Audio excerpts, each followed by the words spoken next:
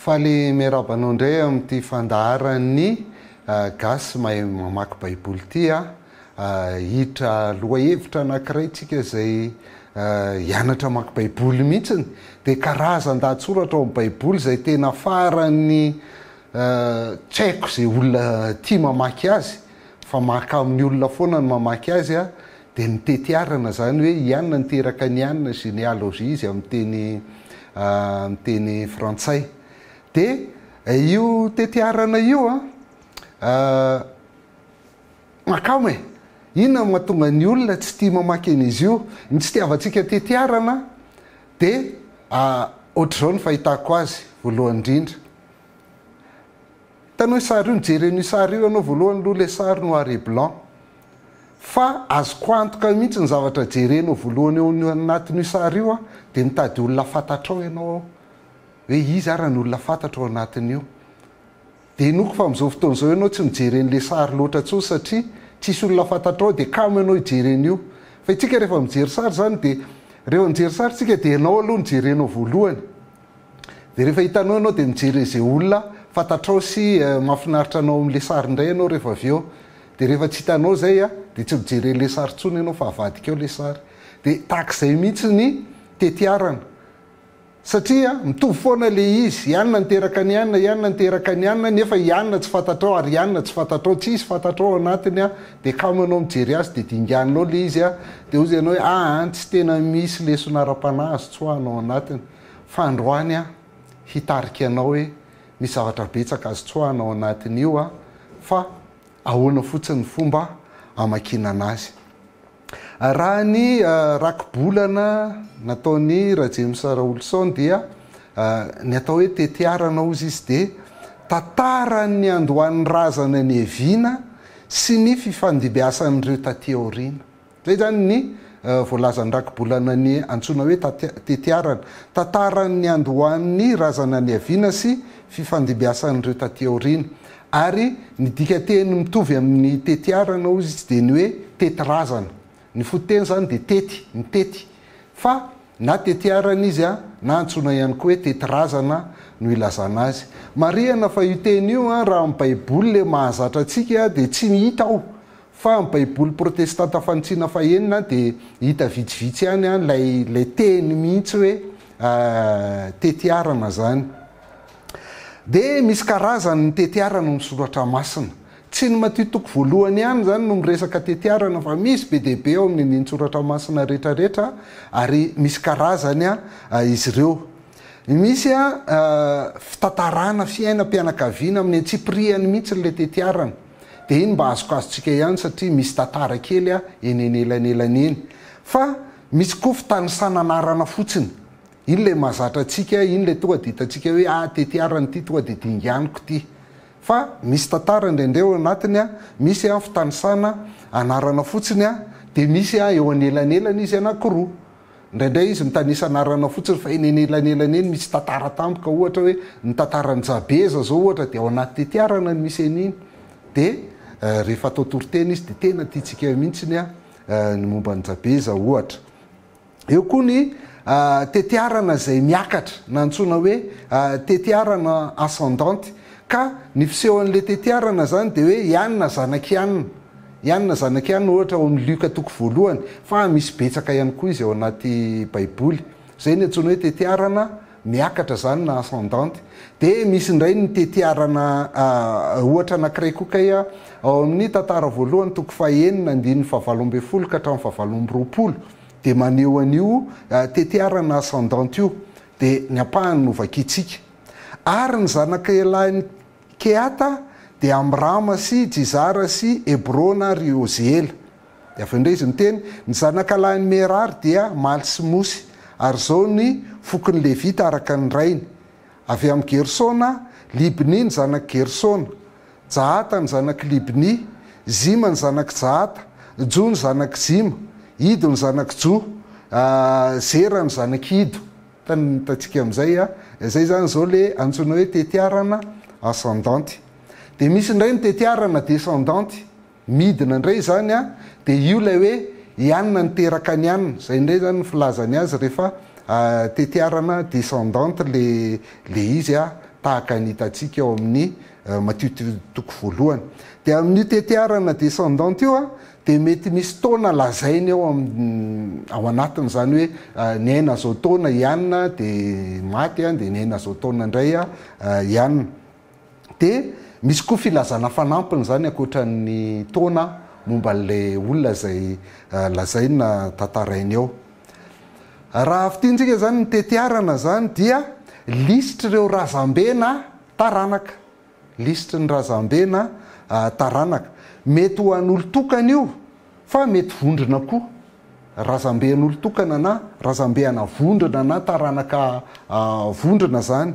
Dia avy eo reny a mizara ho foko a, dia mizara ho fianakaviam-be a, dia mizara ho fianakaviana, dia avy eo miditra amin'ny isa-trano amin'izay a, dia farany a isam-batan'olona. Misy ohatr'izany koa zany ny karazana tetiarana iray.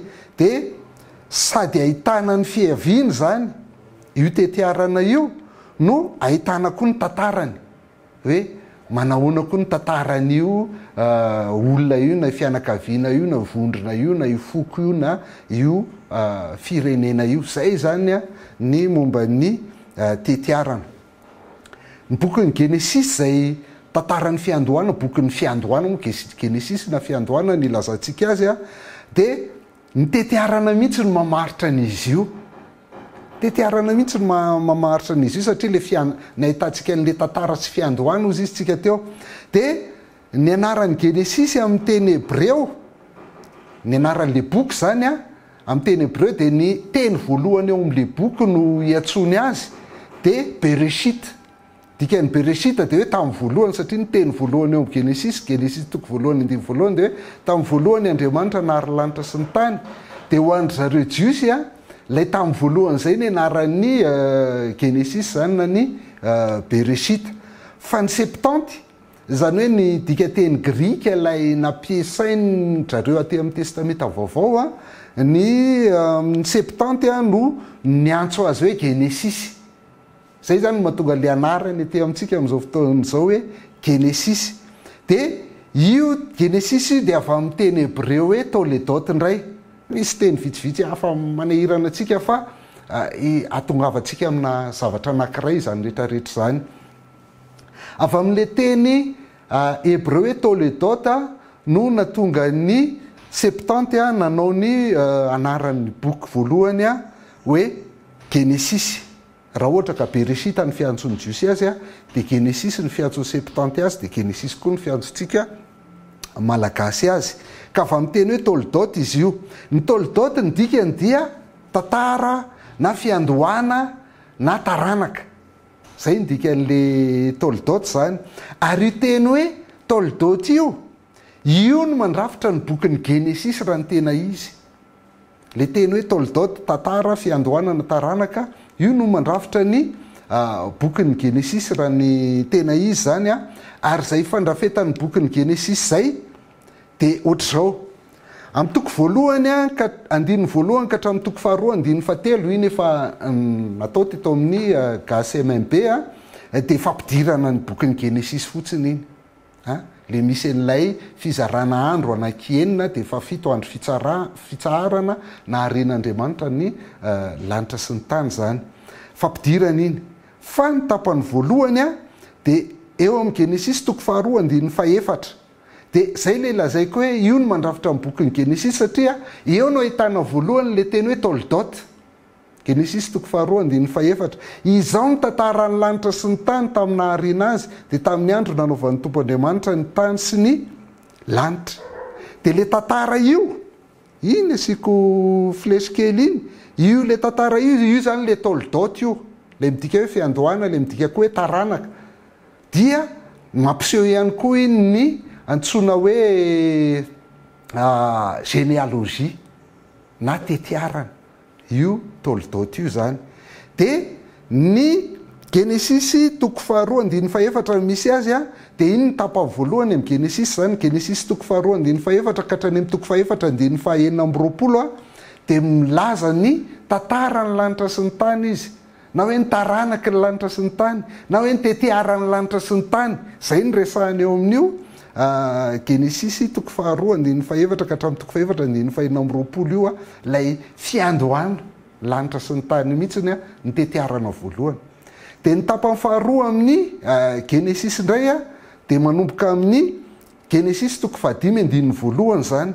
Dia amin'io genesisy toko fahadimy andin'ny voalohany koa dia miverina ihany le teny hoe toldot. Ity ny boky milaza ny taranaky Adama io. Dia io taranaka io indray zany le toldot. Ity ny boky milaza ny taranaky Adama tamin'ny andro naharian'Andriamanitra ny olona dia tahaka ny tarehan'Andriamanitra no nanaovany azy. Dia iny indray zany ny tapany faharoa manomboka amin'le teny hoe toldot. Ka io tapany faharoa indray zany dia milaza ny taranaky Adama, milaza ny généalogie ny Adama, milaza ny toldot ny Adama. Genesisy toko fahadimy andin'ny voalohany ka hatramin'ny toko fahenina andin'ny fahavalo. Dia eo amin'ny toko fahenina andin'ny fahasivy indray a miverina indray le toldot satria hitra amin'ny tapany fahatelo tsika. Genesisy toko fahenina andin'ny fahasivy dia izay indray lazany azy hoe ary zao ny tantaran'ny Noa. Io tantaran'ny Noa io le toldot. Noa dia lehilahy marina sady tsy nisy tsiny teo amin'ny olona niara-belona taminy. Eny niara-nandeha tamin'Andriamanitra i Noa. Dia io indray le toldot. Zany hoe ny genesisy toko fahenina andin'ny fahasivy ka hatramin'ny toko fahasivy andin'ny fahasivy amby roapolo zany dia tantaran'ny Noa fotsiny izy ao sy ny taranaky Noa. Zay ny resahany eo amin'io. Dia toko fahasivy andin'ny fahasivy amby roapolo dia ny genesisy toko fahafolo andin'ny voalohany indray a dia miverina indray le teny hoe toldot. Fa zao indray ny ilazany azy hoe ireto ny taranaky ny zanaky Noa. Dia Isema sy Ama ary Jafeta samy miteraka zazalavy izy ireo taorinan'ny safidrano. Dia manomboka eo indray zany a le taranaka io indray zany ny andikainan'le toldot. Dia manomboka eo amin'ny genesisy toko fahafolo ka hatramin'ny toko faharaka ambin'ny folo andin'ny fahasivy indray a dia milaza ny généalogie, milaza ny tetiarana, milaza ny taranaky ny zanaky Noa indray a ny genesisy. Zay ny tapany fahaefatra.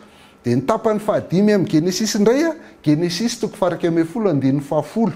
Dia eo indray a miverina indray le teny hoe toldot la genesisy na taranaka moa ny ilazany azy hoe ireto ny taranaky Sema. 100 taona Sema raha niteraka ny ary-pakisada 2 taona taorinan'ny safidrano.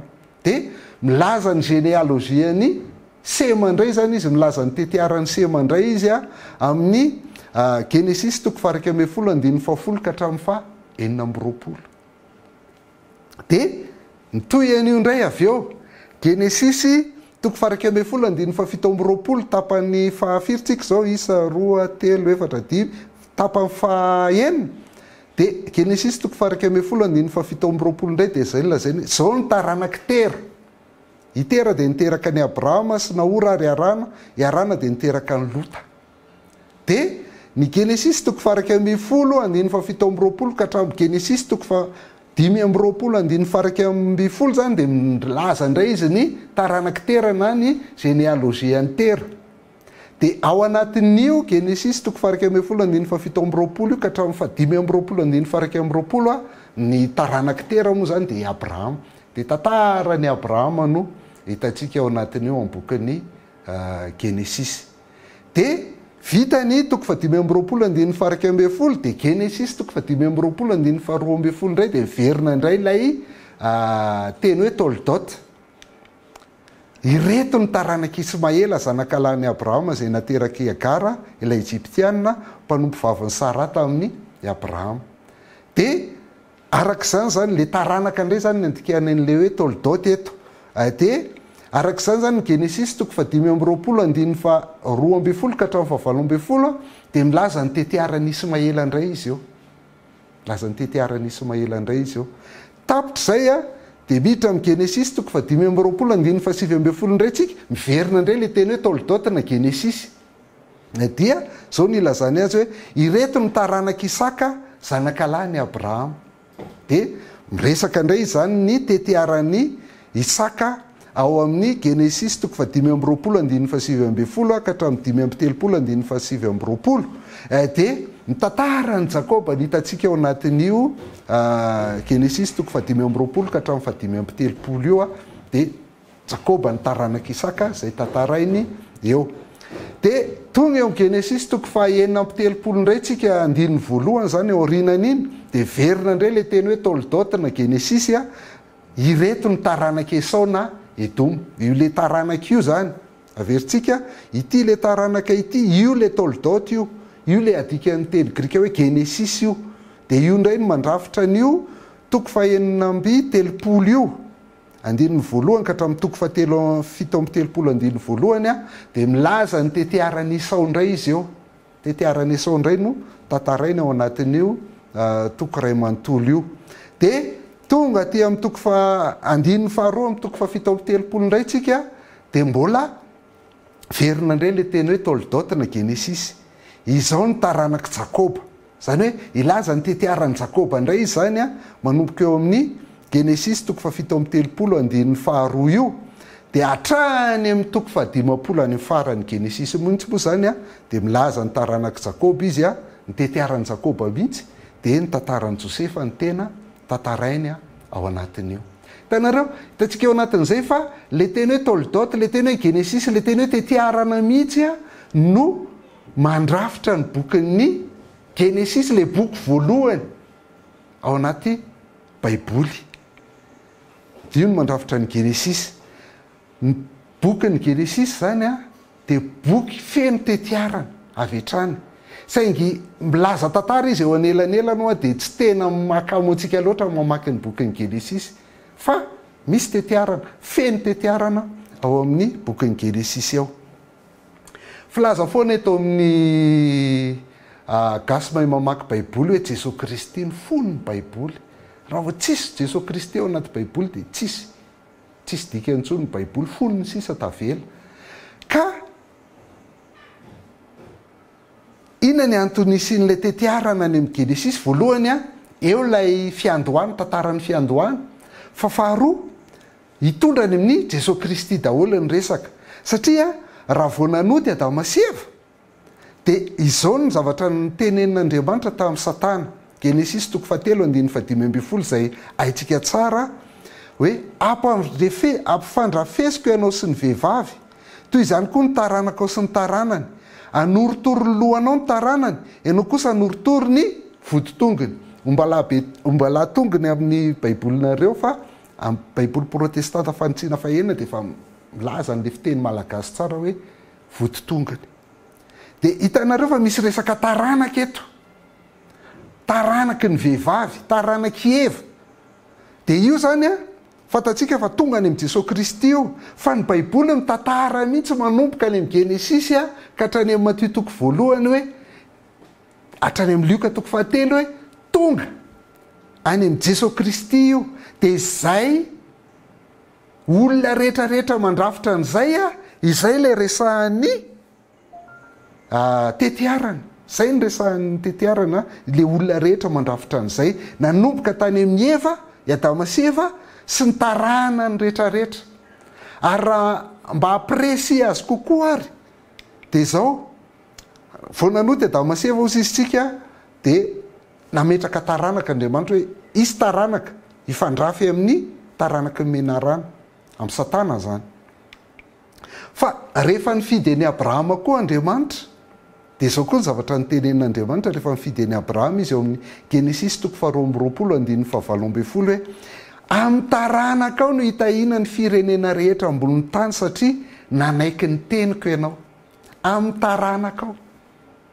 De hitantsika fa le Jesosy Kristy zay hitahina ny firenena rehetra eto amboniny tany zany de taranaky Abrahama. De mila asehoan'ny baiboly zay hoe ahoana ny mahataranaky Abrahama ny Jesosy Kristy de tsy maintsy mametraka tetiarana izy. Zay zany ny ilanan'le tetiarana ao anaty baiboly. Rehefa tonga ary amin'ny Genesis Galatiana toko fahatelo andininy fahaenina ambin'ny folo moa, i Paoly de nanindry tsara an'io taranaka io hoe izy io taranaka io. Tamin'ny Abrahama sy ny tarana nozy izy no nilazana ny teny fikasana. Tsy lazainy hoe ho an'ireo taranaka toy ny milaza maro, tsy taranaka pluriel zany raha ny filazantsika azy amin'izao fotoana izao, fa toy ny milaza iray singulier, olona tokana io taranaka io. Ary ho an'ny taranaka ao de Kristy zany. Tatsika le taranaka ao amin'ny Genesis toko faharoa amby roapolo zany tonga any amin'ny Jesosy Kristy. De fantatry ny baiboly fa betsaka ny anohatra hoe ahoana ny mahazanaky Abrahama ny Jesosy Kristy dia izay ny nametrahana n'le tetiarana rehetra ao anaty baiboly mba tongavantsika any amin'ny Jesosy Kristy hoe io tokoa lay taranaka hitahina ny firenena rehetra, io tokoa lay taranaka anoritoro ny lohan'ny Satana. Io dia zany fanaporofonany rehetrarehetra zany no ambarany baiboly ray manontolo. Zay le mahatenin'Andriamanitra ny baiboly sy mahatenin'Andriamanitra ihany koa nyity resaka tetiarana ity. Ka nampiasa an'io koa zany ny Matthieu toko voalohany, andininy voalohany mihitsy ny ao amin'ny Matthieu toko voalohany nampiasa ny maha hoe taranaky Abrahama ny Jesosy Kristy, dia nampiasa an'le teny izy hoe Genesis. Ohatr'izao ny famaky an'le teny amin'ny teny Grika hoe Biblos Geneseos Jesu Christu iu Davida iu Abraham. Zafady amin'le teny Grika, fa ny tika tongavana dia le teny hoe Geneseos zay ny foteny io dia Genesis, le teny Genesis le hitantsika tery aloha. Dia io ka le mandrafitra an'le hoe ny filazana ny razan'i Jesosy Kristy zanaky Davida zanaky Abraham, le Genesis. Dia hitantsika fa nitohana avy eo milaza tetiarana izy, satria le Genesis hoa le Toldot io Genesis io dia milaza tetiarana zany io zavatra rehetrarehetra hoe taranaky Abrahama, taranaky Davida tokoa lay Jesosy Kristy. Dia zay ny tena antony ilana ny tetiarana voalohany zany atongavana ny Jesosy Kristy. Fa ankoatran'izay ina koa ny antony ilaina ny tetiarana. Ny tetiarana zany dia ahitantsika hoe tena zanaky Abrahama tokoa Jesosy Kristy. Io le nyresahantsika teo, tena zanaky Abrahama tokoa Jesosy Kristy. Fa faharoa koa ny tetiarana dia ahitana hoe tena isan'ny vahoaka an'Andriamanitra tokoa ny ity Israelita ray ity, satria manana tetiarana io tena fanaony zanak'Israely, fanaony Jiosy mihitsy zany manana tetiarana hoe zanak'izy ianao, zanak'iza dia zanak'iza, zanak'iza ianao dia farany tonga any amin'le hoe isan'le vahoaka an'Andriamanitra 12 tokoa ity Israelita ray ity. Fa tsy izay ihany fa ny fahatelo ihany koa ny ilaina ny tetiarana dia ahitana hoe foko inona ao amin'ilay vahoaka an'Andriamanitra ity Israelita ity. Fokony Joda ve, fokony Benjamina, fokony Levi, fokony Isakara, fokony Dana, fokony Josefa, fokony Manase, fokony isan-karazany. Dia afahana mahita an'izay koa. Fa raha miditra lalindalina kokoa tsika hoe inona ny ilaina ny hoe fantatra ny fokon'io Israelita vahoaka an'Andriamanitra ray io, dia zao hoe rehefa ao anatin'ny tetiarana dia hita hoe tena tokony ho mpanjaka tokoa ve ty olona ray ity, satria taranaky Joda, taranaky Davida. Dia any amin'ny tetiarana zany no ahafantarana azy hoe tokony ho mpanjaka tokoa ity olona ity, satria avy any amin'ny Davida na avy any amin'ny fokony Joda. Anisan'ny ray lehibe koa dia ny ahafantarana hoe tokony ho mpisorona koa ve ty olona ity, ary tokony ho mpisorona be koa ve indrindrindrindra ity olona ity. Dia raha vao mpisorona be izy dia tsy maintsy fantarina daholo ny tetiarany tany aloha rehetrarehetra tany hoe tonga any amin'ny Arona ve, zay izy vao mety mpisorona be. Taranaky Levi ve izy zay vao mety mpisorona. Ny dikan'izany zany tsy zao olona rehetra milaza azo Cohen zao dia azo raisina ho mpisorona daholo. Mila hita aloha ny tetiarany, voaka tsara ve ny tetiarany tonga any amin'ny Arona. Zay izy vao azo antsoina hoe Cohen ihany na Cohen ihany, fa tsy sandosandohana fotsiny tahaka izany io. Aka ohatra ray tsika eo amin'ny Ezra toko faharoa andininy faraky amby 80 sy 280 dia misy ohatr'izao no lazainy. Ny avy amin'ny taranaky ny mpisorona ozy izy dia zao: ny taranaky Abia, ny taranaky Akoza, ny taranaky Barzilay. Napakabady avy tamin'ny taranaky Barzilay Gileadita izy io ka notononona araka ny anarany. Dia ny andininy faharoa amby folo, nitady ny soratra filazana ny razan'ireo fa tsy hita zany, dia natao tsy madio izy ka nesorona tamin'ny fisoronana. Tanareo rehefa tadiavina lay soratra filazana ny razany ka tsy misy, tsy hita hoe tongatra any amin'ny Arona, tongatra any amin'ny Levi, dia tsy mpisorona zany. tika zany a izy milaza azo Cohen ka tsy zany tantara firazanana zany a tsy manana tetiarana de tsy mpisorona izy zany tsy Cohen izy zany dikany Cohen ny mpisorona fa tsy maintsy taranaka Levi ihany no mpisorona ary tsy maintsy taranaka Arona ihany no mpisorona be. Ny fahenina farany ny ilana ny tetiarana akoatra ny hoe ahitana hoe tena zanak'Andriamanitra tokoa tana zanak'i Abrahama tokoa i Jesosy Kristy, akoatra ny ahitana hoe tena isan'ny vahoaka an'Andriamanitra tokoa ny Israelita ray, akoatra ny ahitana hoe ao anatin'ny foko inona fokon'ny Levi tokoa ve misy an'io sa fokon'ny Joda sa fokon'ny iza, akoatra ny ahitana hoe tokony ho mpanjaka tokoa ve olona io satria avy amin'ny taranaka Joda taranaka i Davida de tokony ho mpisorona be tokoa ve olona ray io satria avy amin'ny taranaka Levi avy amin'ny taranaka Arona. De zany no ilanany tetiarana fa ny fahenina farany a de hanavahana ny olona mitovy anarana ihany koa io satria mety misy olona mitovy samy hoe Jesosy ny anarany a fa Jesosy zanak'izy Jesosy zanak'iza na i Joshua zanak'iza ohatra fa misy karazana mitovy a de avy amin'ny taranany a no tetiarana no afahana manavaka an'ireny olona reny. Hiditra indray tsika amin'ny firafitry ny tetiarana efa nijery ihany tsika le ascendance descendante tery aloha fa manahoana ny firafitry tetiarana io amin'ny Israelita ho an'ny Jiosy zany a raha izay ny titsika. Voalohany ny fandrafetan'ny Israelita ny tetiarana de symétrie, zany hoe misy zavatra tiany hitovy, zavatra milahatra mitovy ao fa tsy hoe taranaka mitohy tsy tapaka akory, tsy izay zany ny fandrafetan'ny zareo tetiarana fa amin'ny symétrie.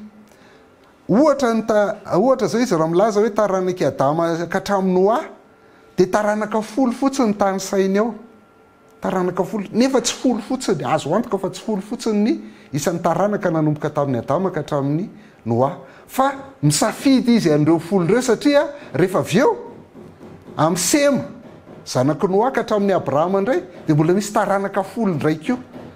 De hitanareo fa amin'ny Sema ka hatramin'ny Abrahama zany tsy voatery folo le olona ao fa ataony hoe folo Abrahama hatramin'ny Adama ka hatramin'ny Noa de folo indray Sema ka hatramin'ny Abrahama, mametraka symétrie izy. Dika zany de misy olona esorony zany ao, misy anarana esorony zany ao fa tsy tany sainy daholo le anarana rehetrarehetra fa fidiny le izy a mba ho folo fotsiny no apetrany eo a de amin'izay mora tadiditsika le izy. Ohatra koa izy zao amin'ny taranaka Noa de nataony hoe fitopolo, de fantatsika zany fitopolo zany tena fitopolo zany chiffre symbolique zany a, de ireo fitopolo taranaka Noa reo no navoakany eo, hitatsika eo zay rehefa avy eo. De hitatsika koa ny fianakavian'i Jakoba de fitopolo izy nisy fianakavian'i Jakoba, jereo fa mitovy tsara ohatr'izay le izy satria symbolize mety misy mihoatra an'izany fa reo fitopolo reo fotsiny no tanysaina ao anatiny. Tiana ambara de hoe misy esorony zany ao anatin'le tetiarana fa tsy voatery teneniny daholo izy a ho an'ny tetiaran'ny Israelita. Ohatra Genesis 9:7 ka 17 a de zao no lazany hoe ny zanakalahin'i Josefa zay naterany tany Egypta ozy izy de rola, ny isan'ny teraka Jakoba rehetra zay tonga tany Egypta de fitopolo taranaka Noa fitopolo.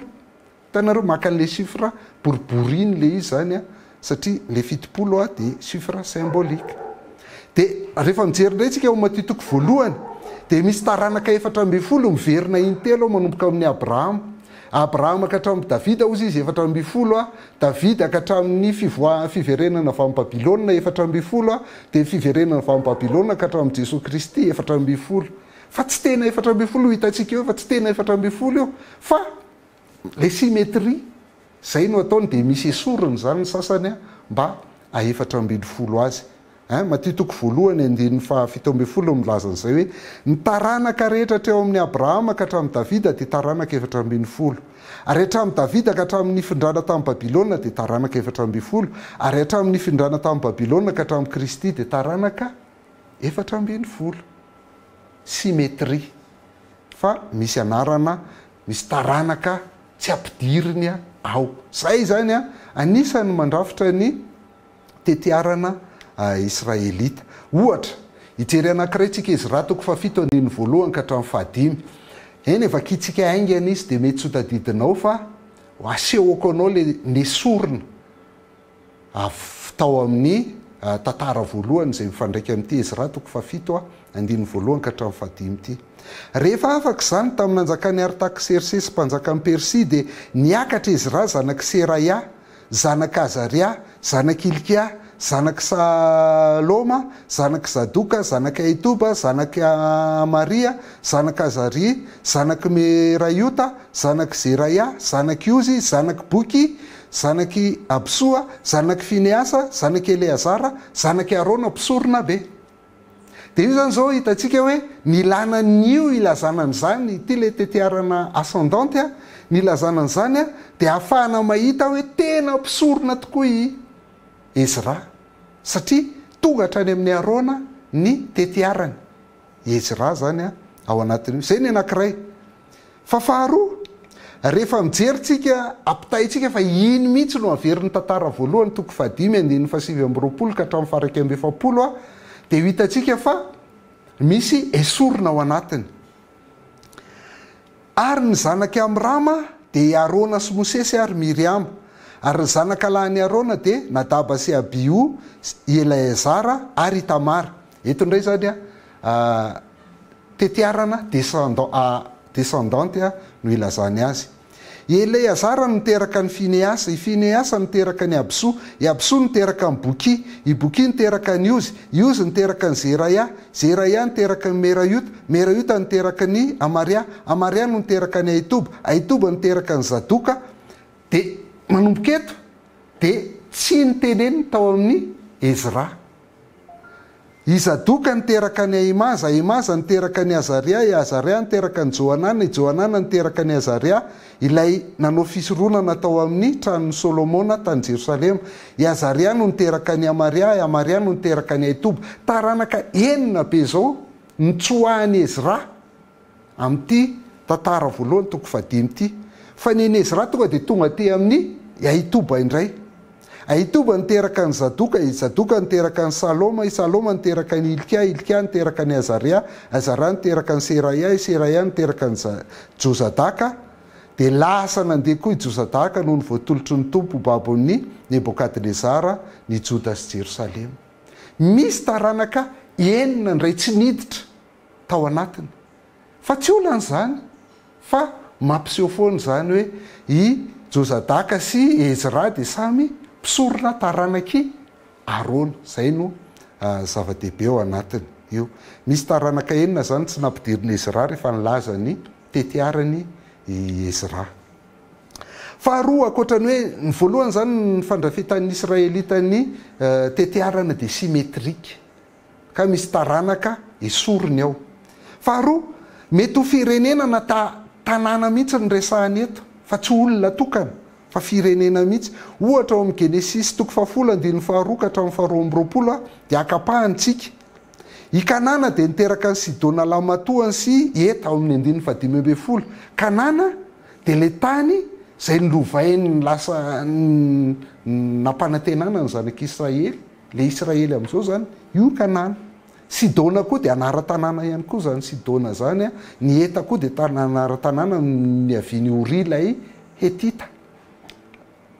Fatelo rehefa miteny zany ny tetiarana Israelita hoe niteraka de tsy voatery hoe ho zanany foana hoe niteraka io fa mety ho zafiny. Niteraka ny aniny de mety ho zafiny na mety ho zafy afiny mihitsy ary no teneniny eo fa tsy voatery zanaka foana le niteraka. Engendré moa izy amin'ny teny frantsay, genao izy amin'ny teny grika. Ohatra Genesis toko 4:15. Ireo izy ny zanak'alahany Lea zay naterany tamin'ny Jakoba tany Padan-aram, idina ny zanany vavy. Nisan'ny zanany lahy rehetra tamin'ny mba amin'ny zanany vavy dia 370. Fa raha ny tena maro ny 370 io tsy zanaka nateraky Lea daholo fa misy zanany de misy zafiny de misy zafiafiny io 370 io. De zany mila azontsika fa rehefa miteny izy zany hoe nateraka de tsy voatery hoe zanany io fa mety zafiny sy zafiafiny. Ohatra koa ny 15. ireo ny zanak'alainy Rael naterany tamin'i Jakoba 4 ny isan'izy rehetra. Nefany a ny zanaka tena nateraka Rael dia tsy afa-tsy Josefa sy Benjamina ihany. Fa naterany tamin'i Jakoba dia lazainy hoe 4 ny isan'izy rehetra satria tafiditra ao ny zafiny a. Ny zafiny moa zany tena tafiditra ao dia izay maha 4 azy. Fa 4 ao anatin'ny tetiarana Israelita dia misy anaram-behivavy ihany fa mahalana rehefa tena ilaina na misy zava-dehibe ilana azy zay vao miresaka momba ny vehivavy izy. Fa amin'ny ankapobeny dia lehilahy foana, zanakianina dia lehilahy foana no itenenany azy fa mahalana ihany izy vao miresaka vehivavy. Dia atombotsika amin'izay ary ny tetiarana, anomboka hijereny atao hoe tetiarana amin'izay tsika ary. Voalohany hitantsika Adama sy Eva. Adama sy Eva dia niteraka ny Kaina aloha zanany voalohany, dia avy eo Abela. Dia Abela no vonoiny Kaina. Dia tsy nanataranaka Abela zany raha mijery ny tetiarantsika. Fa i Kaina niteraka ny Enoka. Enoka zany nanorina tanàna voalohany indrindra, urbaniste voalohany indrindra teto ambony tany dia Enoka. Dia Enoka indray niteraka ny Irada. Dia Irada niteraka ny Meojaela. Dia Meojaela niteraka ny Metsela. Dia Metsela niteraka ny Lameka. Fa i Lameka indray no olona papirafo voalohany indrindra satria nanambady anankiroa izy. Dia i Lameka no niteraka ny Jabala sy Jobala. Dia i Jabala no azo lazaintsika hoe architecte voalohany sy mpiompo voalohany i Jabala. Dia i Jobala indray no mpanakanto voalohany indrindra zany mpitendry harpa ozy izy izy musicien voalohany i Jobala. Io zany razambehan'ny mpanao mozika rehetrarehetra. Dia avy eo indray i Jabala indray niteraka ny Tobalakaina. Dia i Tobalakaina no mpanao asa tanana voalohany indrindra. Zay zany reo zany ny tetiaran'ny Kaina. Amin'ny voalohany reo le hitantsika eo amin'le tapany voalohany ary amin'le taranaky Adama. Ny tolidotiny Adama zany no hitantsika an'ireo.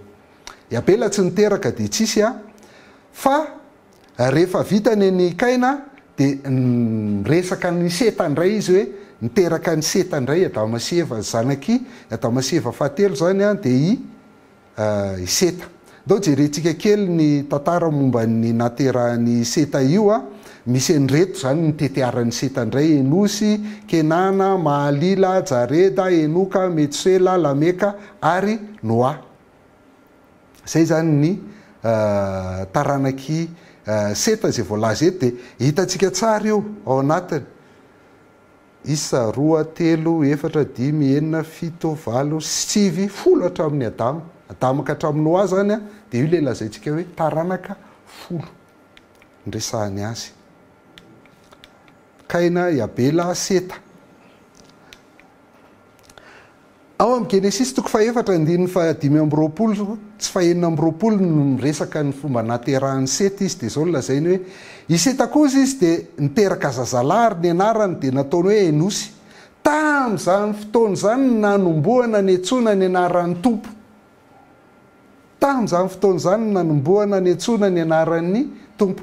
Ny Kaina zany dia niaina civilisation zay nahavelona anazy teny fotsiny izy samy nanao zay mety sasany namboly, sasany niompo, sasany nanao mozika, sasany nanao tanàna sy ny rehetrarehetra. Fa tamin'ny fotoanany Seta sy Enosy zay vao niverina ny antso any Tompo indray ny olombelona. Ny taranaka Seta zany dia le antsontsika hoe taranaka mpino, raha ny Kaina ny tsy mpino. Dia rehefa miditra indray antsika zany ao Genesis 5 dia ohatr'izao fandehan'ny tetiarana ao Genesis 5 misy teny mitovy foana, verimberina daholo ny teny ao amin'izay taranaka rehetrarehetra. Ohatr'izao le fisehoan'ilay filazany an'ilay tetiarana hoe rehefa X taona ozy izy ny andro ny ainany Ia zany le olona voalohany, dia niteraka ny be izy, io le zanaky le zany. Ary ny andro ny ainany taoriany niterahany amin'ny be dia Y taona, ary niteraka zazalahy sy zazavavy izy. Ary ny andro rehetra ny ainany dia Z taona dia maty izy. io foana miverimberina Genesis toko 5 io foana ny verimberinao satria na ny tiany avoaka ao dia teaneo le hoe nisy amin'izay ny fahafatesana satria ilay nytena izy amin'ny farany ito hoe dia maty izy io lay nyresahany Andriamanitra tamin'ny Adama hoe amin'ny andro inananao an'io dia ho faty ianao saingy maty teo eo izy ara-panahy fa maty any izy fa taty aoriana be 700 taona taty aoriana vao tena maty fa maty i Adama sy ny taranany fa ny mifanohatra amin'izay koa ela be ny taonany reto 700 taona tany hoany ny taonany reto dia maneho fiaina maneho paoma maneho sarina fiainana mandrakizay koa hoe satria reto taranaka reto lay niantso ny anaran'i Jehovah dia ela velona be ry zareo maty any izy fa ela velona be maneho ny fiainana mandrakizay ihany koa zany zay ny dikan'le fotoana ela velona be zay nenandry zareo iny tao anatiny fa ny taranaka fahafito no hafa kely amin'ireo tsy tahaka ny hitantsika eto zany izy hoe rehefa zao taona ihanina ny andro ny ainany ihanina dia niteraka ny ainina izy ary ny andro ny ainany dia niterahany dia zao taona dia niteraka zazalahy zazavavy dia ny andro rehetra ny ainany ihanina dia zao taona dia maty izy fa ny taranaka fahafito 120 dia ozy hoe 580 taona enoka raha niteraka ny Metusela ary niara nandeha tamin'ny Andriamanitra 300 taona enoka tao aoriana niterahany amin'ny Metusela niteraka zazalahy sy zazavavy izy ny andro rehetra ny ainany enoka dia 580 sy 300 taona niara nandeha tamin'Andriamanitra enoka ka dia tsy hita izy satria nalain'Andriamanitra ty zany zao le profo anankiray lehibe ahitantsika hoe i Metusela satria tsy vitany hoe niantso ny anaran'i Jehovah fotsiny izy fa niara nandeha tamin'Andriamanitra dia nanana fiainana mandrakizay tsy nandalo fahafatesana akory i Enoka azafady i Enoka dia reo zany le taranaka anankifolo Adama, Seta, 3, 4, 5, 7, 8, 9, 10 tonga any amin'ny Noa nomboka eo amin'ny Adama dia misy taona lavabe reo voalohany aloha zany reo anankifolo reo dia le lazaintsika teo hoe nysivanina reo fa tsy reo ihany le taranaka fa nisy maro fa nitsoahany sasany fa tiany atao hoe taranaka folo fotsiny mba ho tadiditsika zay aloha anankiray fa roa ny taonan'ireo lavabe za aloha dia mino hoe lavabe ny taonany ho an'le anehoana fiainana mandrakizay fa talohan'ny safodrano koa ane rehefa mijery ny baiboly tsika ka naniorana raha tsy mbola nisy mbola tsara be ny tontolo iainana tamin'izany dia normal be raha ohatra ka ela velona be le olona tamin'izany normal be akoatran'le hoe fiainana sarina fiainana mandrakizay dia ela velona be ny taona ray dia taona ray foana na isaina amin'ny volana io na isaina amin'ny masoandro ny volana moa 720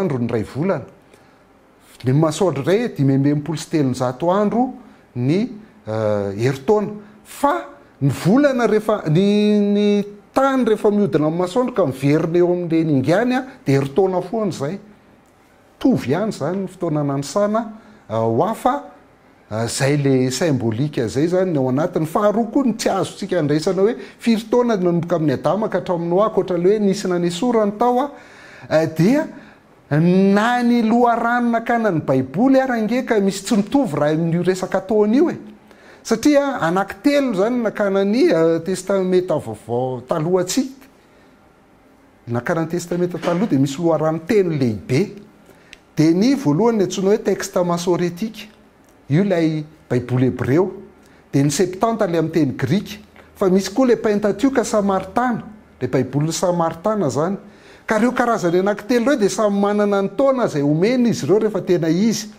ny hitovizana zany aloha dia i Adama 370 taona i Seta 270 taona i Enosy 570 taona i Kenana 700 taona i Mahalila 570 taona i Erada eo zao tsy mitovy ho an'ny baiboly hebreo zay atsika dia 270 taona ohatr'izay koa ny septante fa ny baiboly samaritana dia 770 taona mpisalasa reo efa tranainy be daholo reo loharano telo reo a ho any Enoka 583 taona mitovy fa ho an'ny Metsela 587 taona izy ho an'ny Hébreu sy ny Grika fa ho an'ny baiboly Samaritana izy 27 taona de Lameka indray de tena tsisy mitovy mihitsy ho an'ny antsika izy zay nalaina tamin'ny Hébreu 770 taona ho an'ny Septante izy 570 taona ary ho amin'ny Pentateuque Samaritaina izy 530 taona tatsika tsy mitovy nefa samy tena tranainy be reo anankitelo reo de ho an'ny Noa moa zany 900 taona i Noa tamin'ny fotoanan'ny safodrano ka sarotra ihany zany niaka sy anisan'ireo de ametraka hoe zao taona ny elanelany Adama sy Noa satria misy tsoahno atao anatin'ireo ary misy tsy mitovy ihany koa ny tany amin'ny loharano fototra zay ny avian'ireo fa zany akory tsy manova nininy tsy manova ny fahamarinan'ny baiboly zany akory satria détail zany anakiraika koa ny ilazantsika hoe symbolique reo ka tsy manova ninina jereo tsara ny Abrahama i Adama zafady 370 Enosy 500 Kenana 570 i Mahalila 570 mefara amin'ny otrana mefarana amin'ny 5 daholo le isa ny Seta ihany zany no hafa de Jareda indray roa daholo izy anankiroa i Metsela no lava indrindra ny fotoana ny ainany teto ambonin'ny tany 570 taona izy lava indrindra zany raha araka ny texte masoritika sy ny Septante ny Lameka 770 taona tadidinareo fa misy anarana toverina i Metsela i Lameka mitovy amin'ny taranaky Kaina ihany Mahalila mitovy amin'ny taranaky Kaina ihany ny anarany fa le Lameka ry amin'ny taranaky Kaina io ilay namon'olona de le miteny aoko valiana 770 de eto indray le Lameka dadan'ny Noa 770 taona resaka fito nefa de chiffre symbolique tena zany tokoa hoe ny taonany sa symboliser zareo le izy azotsika ny tiako atongavana zany de zao hoe tsy azo raisina ho isy firy ny isan'ny taonan'ny Adama ka hatramin'ny Noa nisy firy taona teo ny elanelany tsy azo raisina amin'izany io satria mety ho symbolique ny chiffre tsirairay totsika akoatran'izay eto le fanontaniana iza ny vadiny Kaina rehefa mamakytsika ny Genesis 5:4 de zao lazainy hoe ny andro ny Adama taorian'ny niterahana Seta ozy izy de 700 taona ary niteraka zazalahy sy zazavavy tsy izy hitatsika zany fa ny zanaky Adama sy Eva zany tsy Kaina sy Abela Seta irery fa symétrique le teraka telo lahy fa mbola niteraka zazalahy sy zazavavy izy taorinan'izay mbola niteraka zazalahy sy zazavavy izy taorinan'izay zava-dehibe mantsy ny anehoantsika fa tsy misy afa-tsy Adama sy Eva ny olona nohariany Andriamanitra ary ny olombelona rehetra de taranaky Adama sy Eva daholo ka etsika mahita zany fa niteraka zazalahy sy zazavavy i Adama tonga eo amin'ny Noa tsika raha ny hitatsika eo amin'ny Adama de teraka telo lahy i Adama de rehefa avy eo nisy taranaka 10 fa i Noa koa de niteraka telo lahy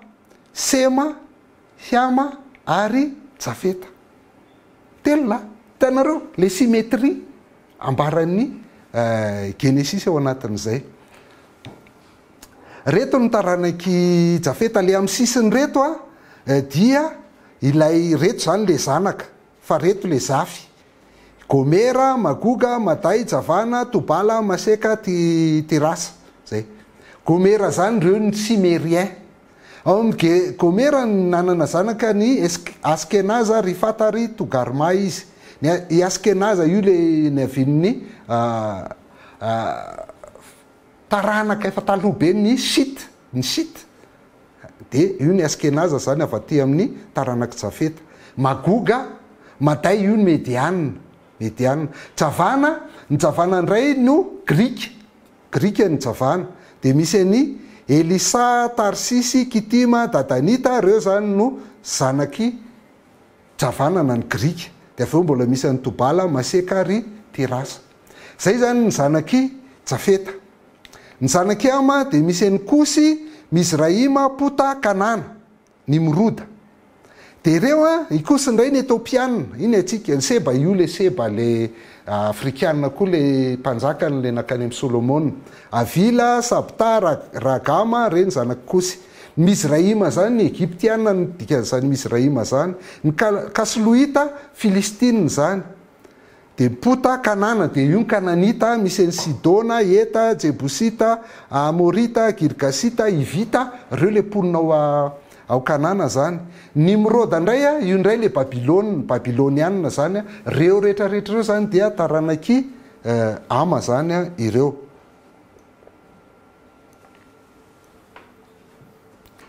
Zay ny taranaky ama.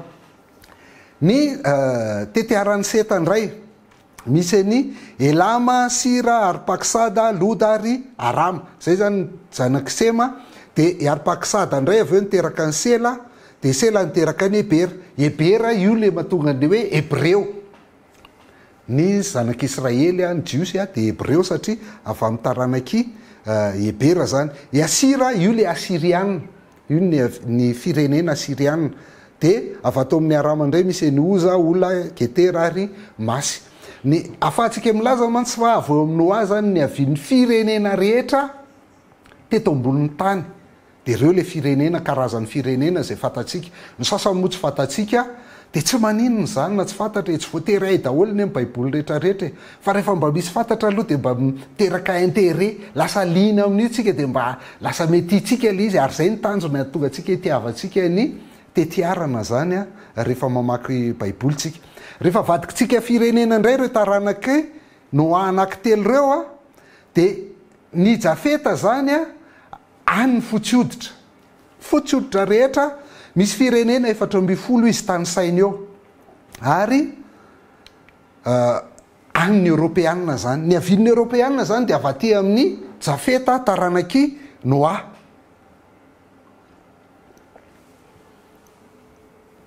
410 ny firenena tambolohany tany am-piandohana tany zany. Ho any amandray de ny mainty hoditra. Ny mainty hoditra rehetra zany ny taranaky ama zany misy firenena 30 ao anatiny, betsaka ny firenena ao anatiny dia misy ny Afrika, ny Afrikanina rehetra hitatsika teo, ny Kosita zany na ny Etopianina, ny Kananita, ny Babilonianina, de ireo zany taranaky hama daholo zany tsika ao anatiny. Ary ny taranaky Sema de ny mavoditra. Misy firenena 420 izy de ny Persiana sy ny tatsinanana ny Azia, ny Aziatika rehetrarehetra reny zany no taranaky Sema. De avy eo koa ny voan'ny Israely, Abrahama sy ny Jiosy taty aoriana zany. Zay no ny andohan'ny olombelona. Atatsika ny andohan'ny olombelona zany ao amin'ny bokin'ny Genesis, ao amin'ny tetiarana ao anaty baiboly. De toy izy atsika indray mahaliana tsika kokoa aty amin'ny taranaky Sema, Semita, Semitika, de tonga aty amin'ny Jiosy monko io ny farany, zay ny mahaliana atsika azy. Raha ny voalaza ao amin'ny taranaky Noa, zanaky Noa de reto le tantara andehanany. Miainga amin'ny Arpaksada, io le fahitatsika teo, Isela, Ebera, Pelega, Reo, Seruga, Naora, Tera ary Abrahama. De io le resantsika manomboka eo amin'ny Sema, isa, 2, 3, 4, 5, 6, 7, 8, 9, 10. Misy taranaka 10 indray manomboka eo amin'ny Sema ka hatramin'ny Abrahama. Zay le symétrie. Zanaka 3, taranaka 10. Zanaka 3, taranaka 10. De zay le symétrie ao anatin'le izy zany afaty amin'ny Sema zany Abrahama, ny Jiosy, de Semita, Ebera, io no natonga an'le izy hoe Hebreo. De tilay misy ny Tera, rainy Abrahama zay efa fatatsika. De Tera ndray niteraka zanaka 3 lahy ndray. Zay le symétrique. Mety tsy zay ihany zany zanaky Tera, tsy zay ihany mihitsy moa zanaky Tera. Fa reo aloha no teneniny zany ao anatiny i Abrahama, Naora ary Harana. Reo ny zanaky Tera. Raha toy izy atsika ny tetiaran'ny avy eo amin'ny Tera zany de hitatsika fa Sara izay vadiny Abrahama dia zanaky Tera ihany koa.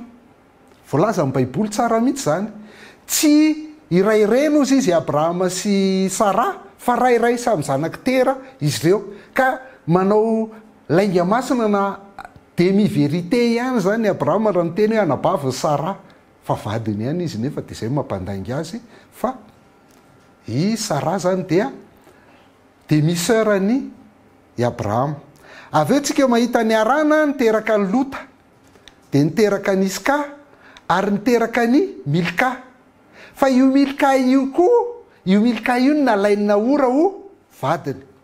Verina ry amin'ny hoe iza ny vadiny Kaina isika.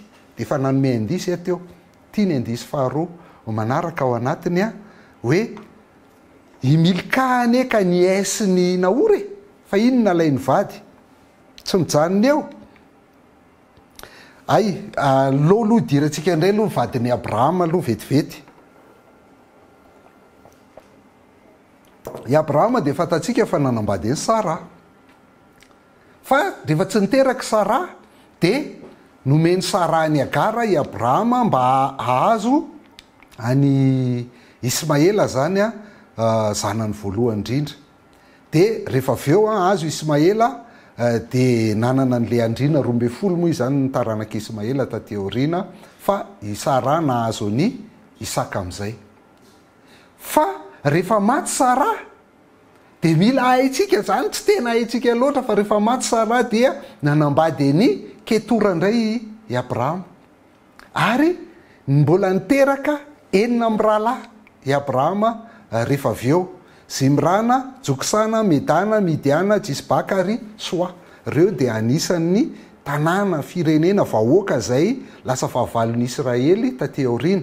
Satria ny zanaky Abrahama zany no tena izy anaky 7 nateraky Abrahama.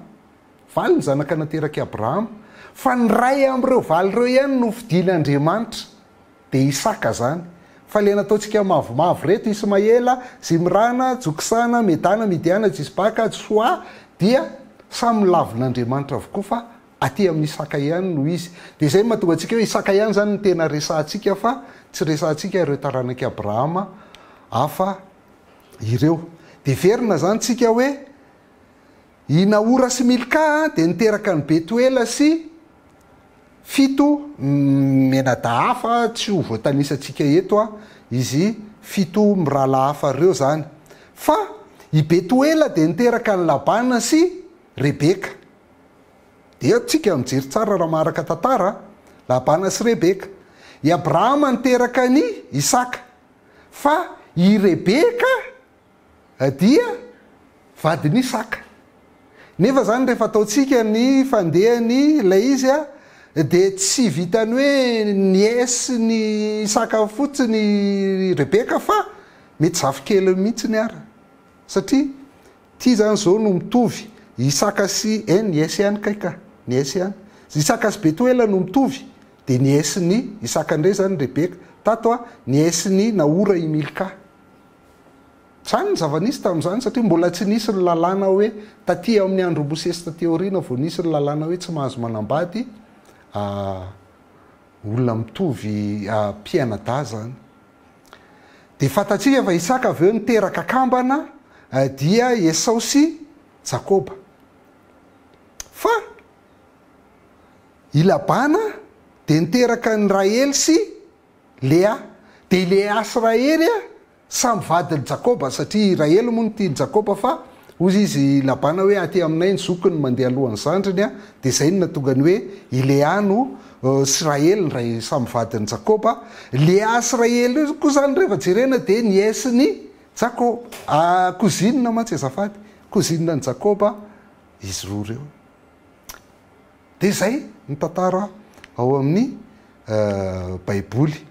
Dia avy eo Lea niteraka ny Robena, niteraka ny Simeona, niteraka ny Levi ary niteraka ny Joda. Niteraka anankiefatra izy. Mba niala ny Raely satria Raely tsy nety niteraka, dia naka ny mpanompo i Bila i Raely. Dia ny Bila indray nasainy, zany ny fomba tamin'izany fotoana izany, nasainy niteraka tamin'ny Jakoba de hoe mba zanany zany zay zanaky Jakoba eo a de niteraka ny dana sy Neftalia i Jakoba avy amin'ny Bila zay mpanompo vaviny Raely. Rehefa nahitan'izay le de mba nomeny koa ny mpanompo vaviny i Zilpa zany de niteraka ny i Gada sy i Asera ihany koa i Zilpa mpanompony Lea rehefa avy eo tamin'ny Jakoba ihany io. Fa tsy vitan'izay mbola niteraka ihany ny Lea, niteraka ny Isakara sy Zabulona. De reo zany ny zanaky Lea ny tena naterany dia anankienina fa mbola nisy ny Gada sy Asera ihany koa zany avy amin'ny mpanompo vaviny i Zilpa. De zay Raely vao niteraka ny Josefa, fatatsika ny tantara, fa mbola niteraka ray ihany Lea avy eo niteraka ny Dina izay vavy tokana araka ny fatatsika. De farany moa i Raely niteraka ny Benjamina. De reo zany izy 12 mirala: Robena, Simeona, Levi, Joda, Isakara, Zabulona, Josefa, Benjamina, Dana, Neftaly, Gada ary Asera. Reo izy 12 zanaky Jakoba. Zay zany nitetiarany taranaky tera hatraty amin'ny zanaky Jakoba. De rehefa ataotsika zany ny safe dia Jakoba reo izy 12 miampy ny Dina, fa nisy ny Esau. Fa Esau koa zany amin'ny taranaky Abrahama de i Jakoba nraisin'Andriamanitra, ny fidin'Andriamanitra, fa Esau ny lavina. Zay mahatonga ny Esau mavomavo eto de Esau nefa avy eo nanambady tamin'ny vady tamin'ny zanaky Ismaela de iny nanomeny antsona hoe Edomita. Tanareo lasa miazontsika nan'le fifandraisany olona ao amin'ny testamenta taloha de azontsika hoe eny zanaky olona ray ihany eny reo fa lisy lavina sasany de lasa fahavalo sy mpiady izy taty aoriana. Fa nitetiarana no mamoaka n'zany azahoantsika n'zany tantara rehetrarehetra ao amin'ny baiboly zany. De eo tsika mahita koa fa mbola 12 ny taranaky Jakoba, fa ray am'ireo ihany ny tena ny fidin'Andriamanitra. Lioka 7 verenantsika raha-pitoviantsika zay hitantsika rehetra zay amin'ny tetiarana zay nomeny Lioka. Satria ny Lioka moa tonga hatrany amin'ny Adama, zanak'Andriamanitra mihitsy ny tetiarany de hitantsika fa misy tovitovizany tsara mihitsy ny tantarain'ny Lioka. Tsy vakitsika ny Lioka fa ataontsika ohatry hoe zanak'Andriamanitra, zanaky Adama, zanaky Seta, Enosy, Jareda, Enoka, Metsela, Lameka, ireo le hitantsika teo. Noa, Sema, Arpaksada, Kenana, Sela, reo le hitantsika teo. De mbola toizantsika ihany areo de Ebera, Palega, Reo, Seruga, Naora, Tera, hitantsika teo daholo zany tary amin'ny Genesis reny le naverin'ny Lioka ato mitovitovy farafaratsina misy esoriny sasany am'ireo tsy olany zany raha misy esorina ampiny satria zany ny fanaondrareo tamin'ny tetiarana. De tonga eo amin'ny teritsika de eo am'izay le hitantsika teo Tera, i Abrahama, de Isaka, de Jakoba, de am'le rahalahin'ny Jakoba maromaro de Joda no fidin'Andriamanitra amin'izy 12. Joda ihany no fidin'Andriamanitra. De Fareza sy Ezrona indray no zanaky Joda. Diratsika kely momba ny Joda ara zao. Ao amin'ny Genesis 7:7-9 ka hatramin'ny 12 no ahitantsika ny tantara na ny tetiaran'ny Joda zany. Ny voalohany indrindra aloha zany ny fampanantenan'Andriamanitra tamin'ny momba ny Joda tamin'ny Jakoba zany. Ozy izy hoe ry Joda, ode raha iny rahalahinao ianao, ny tananao de ho amin'ny vozin'ny fahavalonao, iakohaka eo anatrehanao ny zanaky ny rainao, zanaka lioany Joda, avy nyremby ianao anaka, mamitsaka mandry tony lioany izy, tony liombavy, ka iza nanaitra azy. Ny tehi-panjakana de tsy hiala amin'ny Joda, ary ny tehi-panapahana de tsy hiala eo amin'ny elanelan'ny tongony mandra-pahatonga ny silo ka hano azy ny firenena maro. Rehefa io zany nijerentsika io tsodrano zay nomeny Jakoba ny Joda io de ahafahantsika mahita hoe i Joda mihitsy ilay nifidin'Andriamanitra hoe raha amin'ny rahalahy rehetra de Joda le mpanjaka, le lioany, le zanaka lioany, le liombavy, le nitehi-panjakana tsy hiala amin'ny Joda io. Ka aty am Genesis toko fa 9:7 aty no ny tantarany zany rehefa izay ny fandehana io ny tetiarany hoe ny zanaka lahy ny Joda ozy izy de Era, Ionana, Isela, Ifareza ary Zera. Reo zany ny zanaka lahy ny Joda. Era sy Ionana nefa de maty tany amin'ny tany Kanana. Ny zanaka lahy ny Fareza de Ezrona sy Amola. Reo indray zany ny tetiarany Joda. Teraka ny Era sy Ionana sy Isela izy de avy eo Fareza sy Zera. Ahoana ny fandehany zay? Io tetiarany Joda io de hitantsika ihany koa amin'ny Nomero toko 4:7-20 ka hatramin'ny 1:20. Ary mbola hitantsika ihany koa tetiarany eo amin'ny tantara voalohany toko 2:7 ka hatramin'ny toko 4:20. Fa ohatr'izao ny fandehan'le tantara zany raha ny tena izy ao amin'ny Genesis toko 7:30. Apapahany ihany jerentsika afahantsika mahazo an'le tantara. Genesis toko 7:30 de ny 9 tonga de vakitsika hoe ary nakavady any Era lamatoa ny Joda Tamara no anarany. Raha tsy fanaty eo mason'ny tompo anefa Era lamatoa ny Joda ka novon'ny tompo. De hoy Joda tamin'ny Ionana, aoka ianao anambady ny vadiny rahalahinao ka tanterao ny adidinao amin'ny maharahalahin'ny maty anao mba amelomanao maso azy.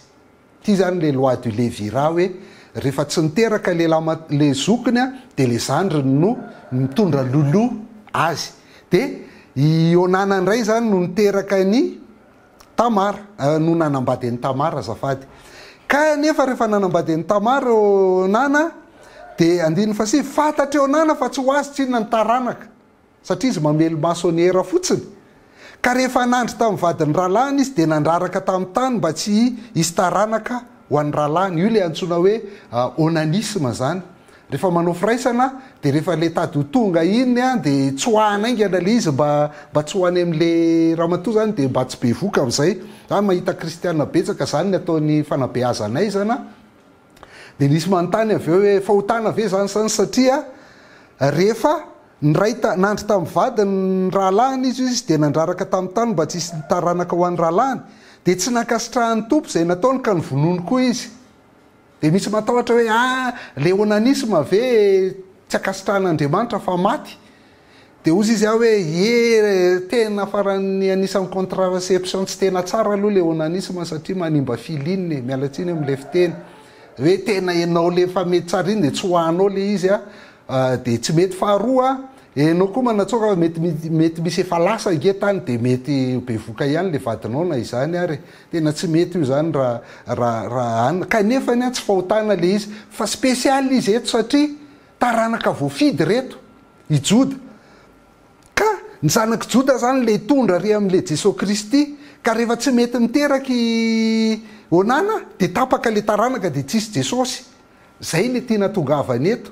Zany hoe olona manokany reto fa tsy hoe akory hoe zany le fahotana be zany eo anatrehan'Andriamanitra. De maty koa Ionana zany, maty Era teo vadin'ny Tamara, maty koa Ionana vadin'ny Tamara. Sela zao sisa ny tavela zany amin'ny zanaky Joda satria telo lahy ny zanaky Joda. De ozy hoe tsy meko tsonony amin'ny faralahiko. Sela koa moa mbola kely tamin'io. Tsy meko tsonony amin'ny faralahiko ozy izy Joda fa so de maty eo koa izy. De tavela teo zany Tamara. De zay tonga ny Tamara nitady tetika azahoana taranaka avy amin'ny Joda. De le nanao rehefa maty ny vadin'ny Joda de le nanao mody ohatrany hoe mpivaroteny Tamara. De iny Joda zany mba nandeha nanala azy kely tany amin'ny mpivarotena kanjo tao amin'ny Tamara izy nitotona. De nakany Tamara zavatra anankitelo hoe meo reto ho vavolombelona ozy izy de menao volako rehefa manaraka. Kanjo tsy hitatsolona le an'ny Tamara rehefa andeha andovoly i Joda. De tateoriana be voky Tamara. De tezitry Joda zany hoe to be voka le vinantoko nefa ny tsy manambady izy. Rehefa maty Era sy Ionana Isela mbola tsy vadiny. De tezitry Joda. De vakitsika ny tohany ao amin'ny Genesis toko 7:30. Rehefa niseho izy de nandefa iraka tany amin'ny rafoza ny teny hoe i Tamara izy zany. Lehilahy zay tompony reto ny nananako anaka. Ary koa izy miangavy ianao afataro zay tompony ty fitombo kasety sy kofehiny ary ity tehany ity. de fantatry jody reo ka hoy izy marina noho izay izy satria tsy nomeko vadiny sela zanako de tsy nandry tamin'ntsony izy tamin'ny andro nyterahany de indro nisy zazakamba natao akibony rehefa teraka izy de niseho ny tanany ray nakako fejakoky ny mpampivelona ka nafehiny tamin'ny tanany sady hoy izy ity niseho voalohany rehefa naeminy anefa ny tanany de indro teraka ny rahalahiny de hoy ny mpampivelona nahoana ny sesika toy izao ianao de nataony hoe farezany anarany rehefa afaka zany de teraka koa ny rahalahiny zay nisy ilaiko fejaka tamin'ny tanany de nataony hoe zerany anarany de teraka kambana zany joda fareza zera de hitatsika zay le tetearany joda teo zany hoe era onana sela fareza ary zera fa samby hafa ny reniny reo i fareza zera de zanaky tamara vadiny era sy onana arakitsika ve le tantara fa zay le fandehany de vadiny retsy i tamara reniny fareza sy zera fa samy zanaky joda daholy izy anaky 5 reo de zay ny tonga ty amin'ny tetearana ny soratan'ny Matio zany Matio toko voalohany 9:7 i Abrahama niteraka ny Isaka niteraka ny Jakoba niteraka ny joda amin'ny rahalahy satria 12 izy fa joda ihany no nofidian'Andriamanitra hitondra ny Jesosy Kristy niteraka ny joda amin'ny rahalahy i joda niteraka ny fareza sy zara moa ny lazainy azy fa zera le izy kamban'ireo tamin'ny tamara zay vinantony joda i fareza niteraka ny ezrona niteraka ny arama de hitatsika nytoyany rehefa avy eo zay zany le fandehan'le tetearana rehefa pitaitsika amin'ny lioka ndray tsy io lioka tonga treo amin'ny ezrona ny farany zany joda fareza ezrona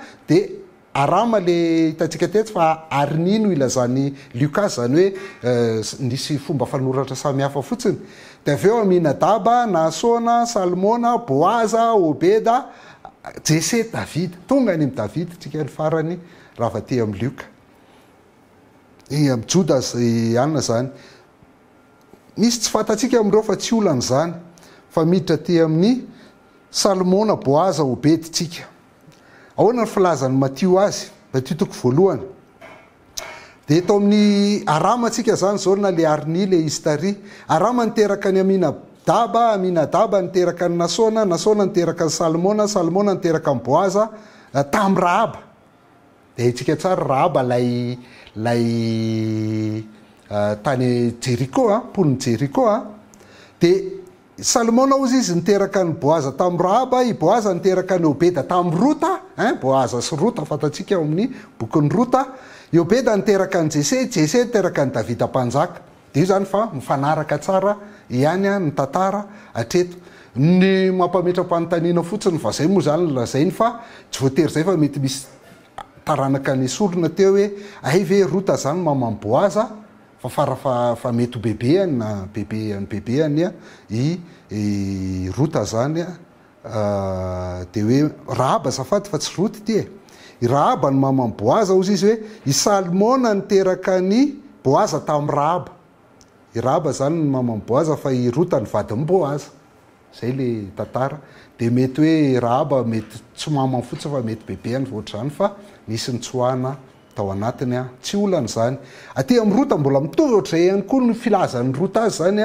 ny tetearana aty amin'ny Rota toko 4:7 ka hatramin'ny 2:20 hoe ary zao ny taranaky fareza niteraka ny ezrona niteraka ny Rama io ndray le Rama ndray izy eto le arinina le arama izy ary i Rama niteraka ny Aminadaba niteraka ny Nasona niteraka ny Salmona niteraka ny Boaza i Boaza niteraka ny Obeda niteraka ny Jese niteraka ny Davida tanareo mitovy tsara mihitsy lay tetearana ny resahan'ny Rota lioka i Matio fa mifanaraka tsara izy zany avy aty amin'ny taranaky i Joda de manomboka eto amin'ny Davida ndray de misaraka Matio sy lioka tsy mitovy ndray zany ny tetearana ny resahan'ny Matio sy lioka manomboka eto amin'ny Davida inona ny resahan'ny lioka toko 7:30 izy hoe zanaky Melea zanaky Mena zanaky Matata zanaky Natana zanaky Davida i Jesosy Kristy zany zanaky Natana zanaky Davida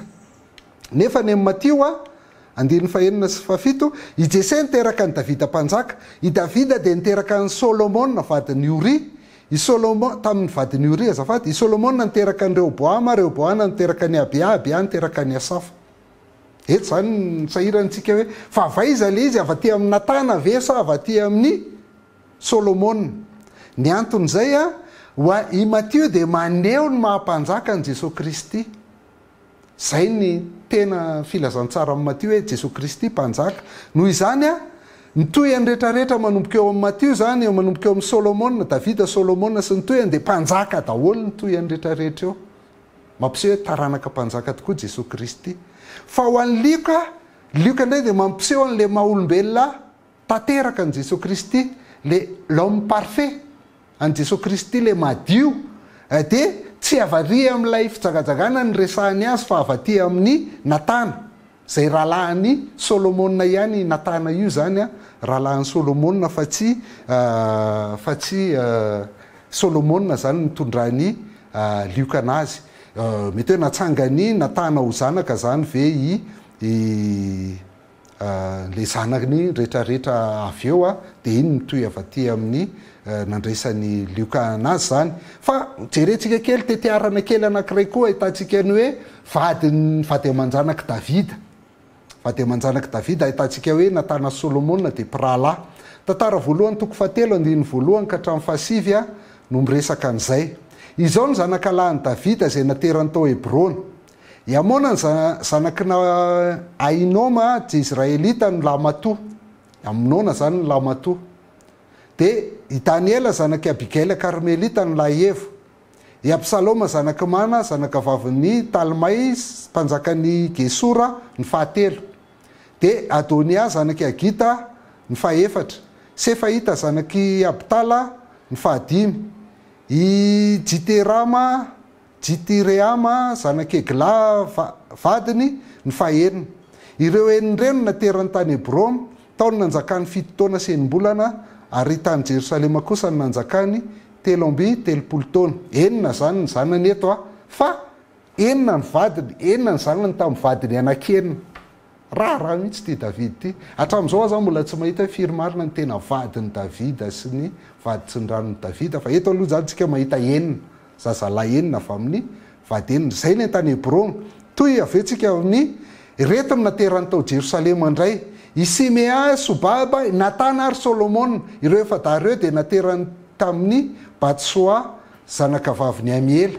Zany hoe i Batsoa ty Batseba ihany ty io zany ahitantsika ny Solomona sy Natana mpirahalahy, fa efada zany ny zanany tamin'ny Batseba. Fandimy moa le voalohany zany iny maty, mbola kely dia fa maty. Aveo nisy ny Jibara, i Elisama, i Elifetela, i Noga, i Nafega, Jafia, Elisama, Eliada, Elifetela anankiray 5 izy ireo. Dia izy rehetra ireo ny zanaka lahin'ny Davida, fa tsy ny zanaky ny vady sy ny ranony. Dia ny anabaviny zareo i Tamara. Dia hitantsika i Tamara aveo le naolany Aminona le zanany Lamatoa. Ny Tamara zany ny tantara be zany nolana amin'io manambady betsaka io, ka na tsy mibedy manambady maro ara ny baiboly dia maneho ny lafiratsiny fanambadiana maro, satria lasa misy ady sy fifanolanana ao anatin'izany. Ka etsika zany mahita ny Natana sy Solomona zay samy zanaky Davida, fa ny ray nalainy Lioka dia ny ray nalainy Matio. Rehefa avy eo ny zanaky Natana rehetra dia tsisy fantatsika mihitsy ny olona lazainy Lioka. Rehatsy tonga any amin'ny Zerobabela sy Seltiela, ireo le miverina avy any amin'ny fahababoana zany dia tsisy fantatsika. Reto ny ray ny resahan'ny Matio, fa ny Matio indray dia mpanjaka avokoa izy ireo, sisitsika manomboka amin'ny 17 tsika zany zao. I Davida dia niteraka ny Solomona tamin'ny vadiny Oria. I Solomona dia niteraka ny Rehoboama, Rehoboama dia niteraka ny Abia, Abia dia niteraka ny Asafa, Asafa dia niteraka ny Josafata, Josafata dia niteraka ny Jorama, Jorama dia niteraka ny Ozia, Ozia niteraka ny Jotama de niteraka ny Aza de niteraka ny Ezekia de niteraka ny Manase de niteraka ny Amona de niteraka ny Josia de niteraka ny Jekonia miralahavy tamin'ny fahababoana tamin'ny Babilôna, ary taorian'ny fahababoana tamin'ny Babilôna i Jekonia niteraka ny Selitiela, io hitantsika ry amin'ny Lioka, i Selitiela niteraka ny Zerobabela, ireo hitantsika tany amin'ny any amin'ny Lioka zany. Fa ireto voatanisa rehetrarehetra de mpanjaka raha mahay tantara Baibolina de tsy vaovao aminao rehefa mpanjaka daholo ireo resahan'ireo. Ireo indray de jerentsika le hoe misy tsoahany tsy voatery tanisay daholo misy esoriny sasany amin'le taranaka, de hitantsika koa reo aty amin'ny tantara voalohany toko 7:10 ka hatramin'ny 7:10 fa misy anesorany. Ny zanakalahan'ny Solomona izy de Rehoboam, io hitantsika teo i Abia ny zanakalahan'ny Rehoboam, i Asa ny zanakalahan'ny Abia, Josafata ny zanakalahan'ny Asa, Jehorama ny zanakalahan'ny Josafata, Azia ny zanakalahan'ny Jehorama, i Joasy ny zanakalahan'ny Azia, Amazia ny zanakalahan'ny Joasy, Azaria ny zanakalahan'ny Amazia, i Jotama ny zanakalahan'ny Azaria, Ahaza ny zanakalahan'ny Jotama, Ezekia ny zanakalahan'ny Ahaza, Manase ny zanakalahan'ny Ezekia, i Amona ny zanakalahan'ny Manase, Josia ny zanakalahan'ny Amona, i Zao ny zanakalahan'ny Josia, Joanana, Lamato, Joiakima, Laevo, Zedekia fahatelo, ary Saloma farala, ary zanakalahan'ny Joiakima de Jekonia, ary Zedekia ny zanaky Jekonia, ary ny zanakalahan'ny Jekonia le mpifaritra tamin'ny Babilôna de Selitiela. Io le resahany ary hoe i Josia sy ny zanany Jekonia miralahavy, satria nisy andreo samy mpanjaka tao amin'ny Joda, i Joiakima, i Zedekia, i Jekonia samy mpanjaka tao amin'ny Joda daholo, le mpanjaka farany zany ireo rehetrarehetra ireo samy nanjaka tao daholo. Fa rehefa ampitahintsika amin'ny voalaza amin'ny Matthieu ireo de misy an'ireto tsy ao, i hoe i Azia izy niteraka ny Joasy de Amazia ny zanakalahan'ny Joasy de i Azaria zanaky Amazia, Azia sy Amazia zany ary Azaria, reo zany tsy hitantsika any amin'ny Matthieu, tsy hitantsika any amin'ny Matthieu reo anankitelo reo. De lazainy hoe miralahavy fotsiny ry Joanana, Lamato, Joiakima, Laevo, Zedekia fahatelo, ry Saloma farala na ny zanakalahan'ny Joiakima, de reo fa Jekonia sy ny rahalahiny fotsiny lazainy de zanakalahan'ny Jekonia indray de Selitiela de tonga ary amin'ny Zerobabela rehefa avy eo. Hitantsika fa misy tsoahana zany ao amin'le tetiarana fa tsy hoe voatery tsy maintsy tanisaina mifanaraka daholo izy rehetrarehetra ireo. Le tanisaina ao amin'ny Matthieu toko voalohany de misy mpanjaka tsara, tahaka andry Jotama zany zao de mpanjaka tsara, hitantsika eo amin'ny tantara faharoa toko 7:17 ka hatramin'ny 9 ny tantaran'ny Jotama.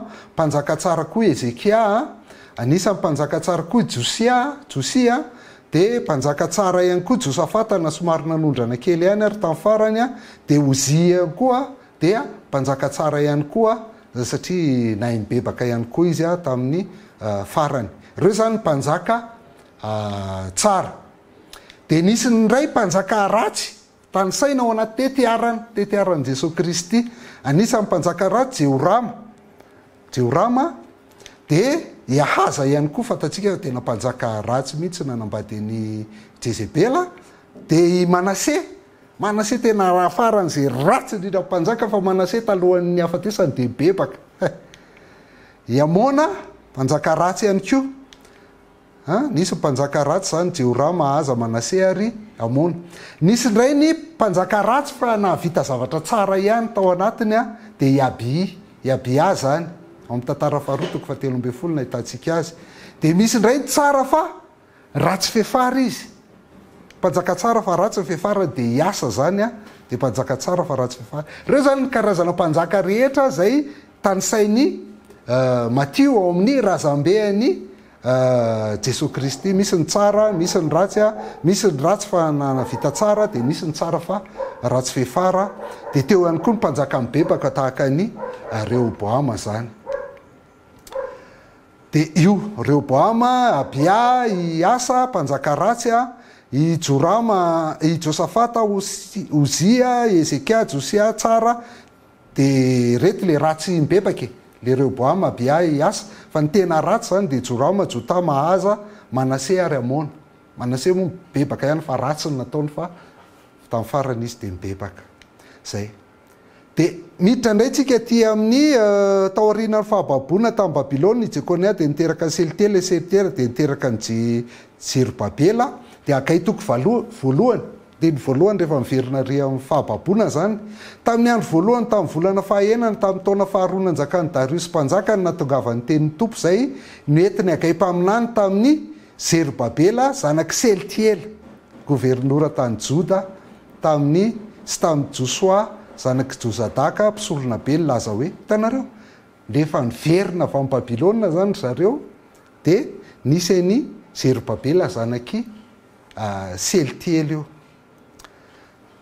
De ny taranaka eo anefa hatraty amin'ny Josefa tsisy fantatra tsony na nylazain'ny Matio na nylazain'ny Lioka. Reto nylazain'ny Matio Jerobabela niteraka ny Abioda, Abioda niteraka ny Eliakima, Eliakima niteraka ny Azora, Azora niteraka ny Zadoka, Zadoka niteraka ny Akima, Akima niteraka ny Elioda, Elioda niteraka ny Eleazara, Eleazara niteraka ny Matana, Matana niteraka ny Jakoba, Jakoba niteraka ny Josefa vadiny Maria, Maria niteraka ny Jesô zay atao hoe Kristy. Fa tsisy fatatsika ireo afa-tsy Jerobabela de Josefa ihany ny farany. Ary akoatr'izay a ny Matio a de misy olona 720 eo anelanelan'ny Davida ka hatramin'ny Jesô Kristy fa ny Lioka de misy olona 270 zay tsy vakitsika tsao alava be nefa tsisy fantatra mihitsy a de io le makamotsika 270 be zao tsy mitovy zany nisany fa misy nitsoahany sasany sy ny isan-karazany. Lioka toko fatelo tokony ho 30 taona Jesô tonga ty amin'ny Josefa zany tsika zao tokony ho 30 taona Jesô rehefa nanomboka ny raharahany ka natao zanaky Josefa zay zanaky Ely, zanaky Matata, zanaky Levy, zanaky Melki, zanaky Janay, zanaky Josefa, zanaky Matatia, zanaky Amosa, zanaky Naoma, zanaky Esli, zanaky Nagay, zanaky Mata, zanaky Matatia, zanaky Semeina, zanaky Joseka, zanaky Joda, zanaky Joanana, zanaky Resa, zanaky Jerobabela, zanaky Selitela, zanaky Nery. Reo izy zany avaty amin'ny Lioka. Fa nytitsika tongavany eto satria betsaka ho nytsaitsika de le hoe Josefa zay natao zanaky Josefa. Eto aloha zany tsisy resaka Maria fa betsaka no miteny hoe taranaka Maria ngamba le avany amin'ny Lioka de neny Josefa avany amin'ny Matio. Tsy tompo tena Josefa mihitsy fa ozy izy hoe natao ho zany hoe neveran'ny olona ny Jesô Kristy zany de zanaky Josefa fa i Josefa de zanaky Ely mihitsiny zanaky Matata fa tsisy resaka Maria eto amin'ity Lioka toko fahatelo ty noho izany tsy razamben'ny Maria mihitsy zany neny Lioka fa razamben'ny Josefa. Ohatran'ny lazainy amin'ny teny frantsay Bible à la Colombe nakanazy. Jésus avait environ 30 ans lorsqu'il commença son ministère. Il était, comme on le pensait, araky ny fiheveran'ny olona azy de fils de Joseph, fils d'Élie. Any hoe maiky mihitsy zany Lioka hoe tsy zanaky Josefa ara-tsiansa ara-biolojika ane Jesô Kristy fa naheverina ho zanaky Josefa izy. Fa i Josefa kosa nefa de zanaky Ely. Zay no lazain'ny Matio. Fa zanaky iza mariny Josefa zanaky Jakoba sa zanaky Ely satria neny Matio de hoe i Jakoba no rainy Josefa zany. Neny Matio zany Matana, Jakoba de Josefa. Fa neny Lioka indray Matata de Ely de Josefa. Zanaky iza marina Josefa. De ohatr'izao zany ny filazany manam-pahaizana azy hoe le Matata ihany ny Matana fa misy diso tsipelina kely fotsiny tao. Raha i Matata ihany Matana de zao hoe maty i Jakoba de maty tsy niteraka. Maty izy fa tsy niteraka de natsangany Ely i Josefa zany.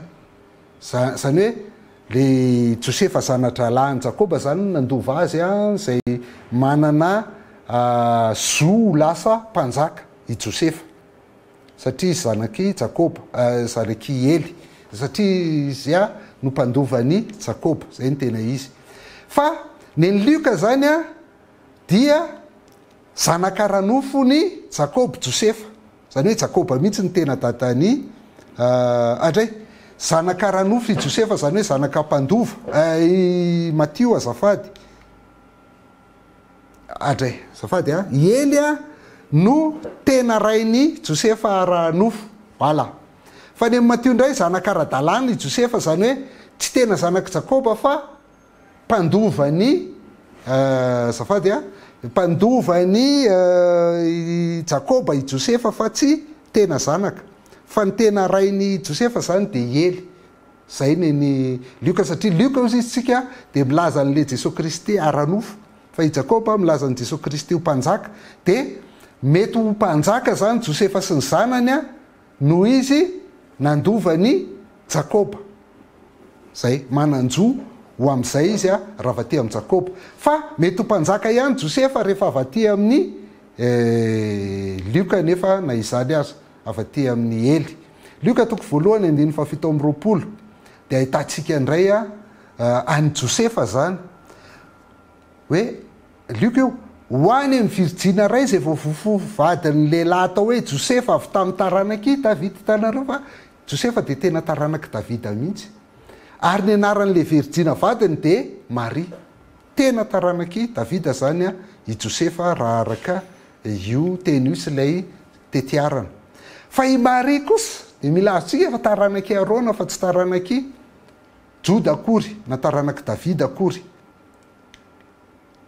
amin'ny 9:telopolo amin'ny lioka toko voalohany any de hitatsika fa avany Elizabeta i Marie indro Elizabeta avanao fa efa mitoejaza-koa na de efa antitra azy efa mandray efa enim-bolana izy ary natao hoe mombo zao i Marie sy Elizabeta zany de mpiavana de amin'ny 15 amin'ny lioka toko voalohany io ihany tamin'ny andron'ny Herota mpanjakan'ny Jodia de nisy mpisorona ray atao hoe Zakaria isan'ny antokony Abia ny vadiny de avy amin'ny taranaky Arona Elizabeta no anarany tatsika i Elizabeta zany avy amin'ny taranaky Arona io le mazava-dehibe an'le tetiarana zay mampisorona ny Zakaria Elizabeta de avy amin'ny taranaky Arona de satria mpiavany Elizabeta sy Marie de Marie koa zany avy amin'ny taranaky Arona zany hoe Levita zany Marie fa i Josefa no taranaky Davida na fahafokony Joda lioka toko faefatra 12 nefa de mampiseho tsara hoe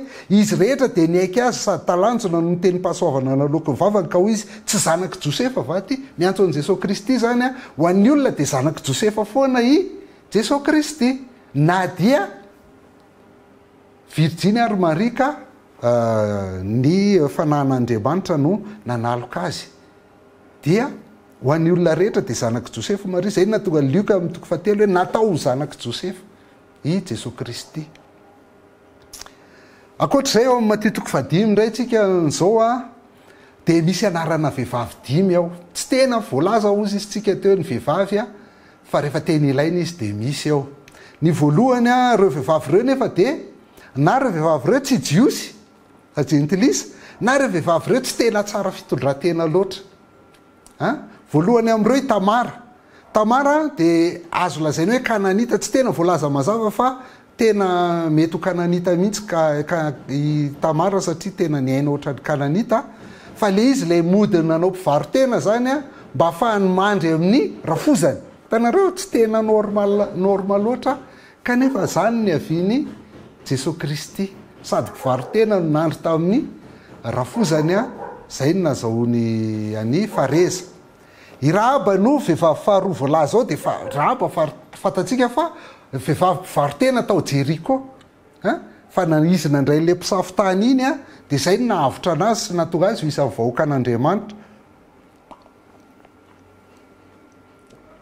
de Rahabe io nefa ozy izy tsika no mamany Boaza de Boaza indray nanambady ny Rota i Rota Moabita vehivavy Moabita zany hoe zanaky Lota sy ny zanany vavy tary amin'ny efitra tary zoara tary Lota de nandry tamin'ny zanany vavy nanao inceste zany de niteraka Moabita sy ny Amonita de anisan'ny fahavalon'ny zanak'Israely Moabita de avy amin'io Rota zany hoe tsy vehivavy tsy jiosy zany i Rota de ny fahaefatra voalaza ao amin'ny tetiaran'i Jesosy Kristy de ny vadin'Orila zay ny azy fatatsika fa i Batsepa zay ny jangajanga tamin'ny Ory ary patseba vadiny oria de itita zany hoe kananita ihany koa zany a de tsy izy koa izany sady nitsagatsanga no tsy jiosy de ny farany moa zany Maria de bevoka tsy nanambady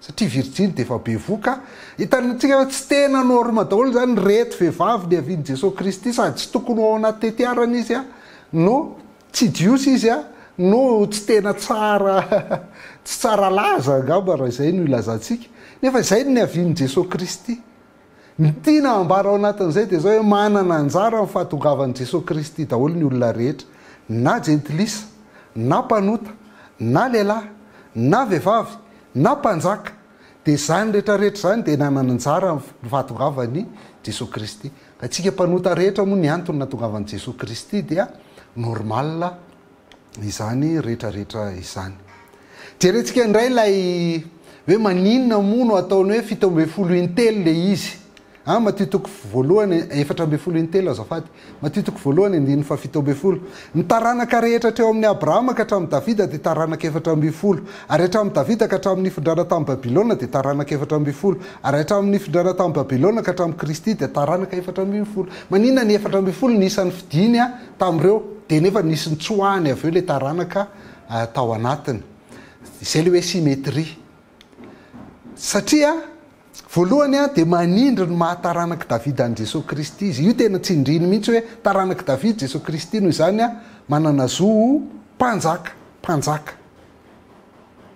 satria averiny indroa mihitsiny de nitelo hatrany amin'ny andininy voalohany ny anarany Davida eto fa faharoa tiako le hoe gematria le ititsika tiany olona fa fanaon'ny raby izy io fa tsy tena fanaon'ny kristianina loatra ny teny hoe Davida rehefa avadika isa ty zany daleta vavy de daleta zao le teny hoe Davida amin'ny teny hebreo de rehefa avadika isa io ny daleta de isa fa efatra alef bet gimel daleta efatra de ny vava fa enina ioda vava de ny daleta indray de efatra pina enina pina efatra zany dia 410 tatsika de zay le mahatonga nandraisany le hoe taranaka 410 avy ao anatin'le taranaka niraisina fa faharoa te ametraka symétrie fotsiny izy hoe 410 Abrahama sy Davida de 410 koa Davida sy nifindrana tamin'ny Babilona de 410 koa ny nifindrana rahaty amin'i Jesosy Kristy zany hoe misy anaran'olona tsy nampidirina zany tao fa raha efa tena isaitsika ny isa manomboka eo amin'ny Jerobabela ka hatrany amin'ny Josefa de 13 ny isan'ny olona eo fa tsy 410 akory zany hita ao anaty baiboly avokoa de fahatelo koa ny fahatelo de ny tena izy koa ny zany fito indroa le izy fa averina intelo ny roa de mariky ny vavolombelona ny fito fahafenona ary ny telo dia mariky an'Andriamanitra de azo lazaina zany fa le tetiarana de vavolombelona fahataterahan'ny asan'Andriamanitra hoe lay teny fampanantenana nomeny any Abrahama de tateraka ao amin'i Jesosy Kristy lay teny fampanantenana nomeny any Davida de tateraka ao amin'ny Jesosy Kristy de zay no mahatonga anazy hoe 410 intelo tateraka ao amin'ny Kristy daholo ny teny fikasan'Andriamanitra rehetra zany zany ny tian'io tetiarana matitoko voalohany io horesana avokoa ka tafiditra ao anatin'ny mampiseho koa zany hoe tafiditra ao anatin'ny tantarany Israely Jesosy Kristy afa mitaranaka Israely Jesosy Kristy ho hitantsika mazava-dehibe an'izay avy eo de faharoa Jesosy Kristy koa de mitovy amin'ireo olo malaza ao amin'ny tantaran'ny famonjena rehetra i Abrahama ry Davida ry Jerobabela de ao anatin'ireo olo malaza amin'ny tantaran'ny famonjena rehetra Jesosy Kristy de 410 intelo zany milaza hoe vita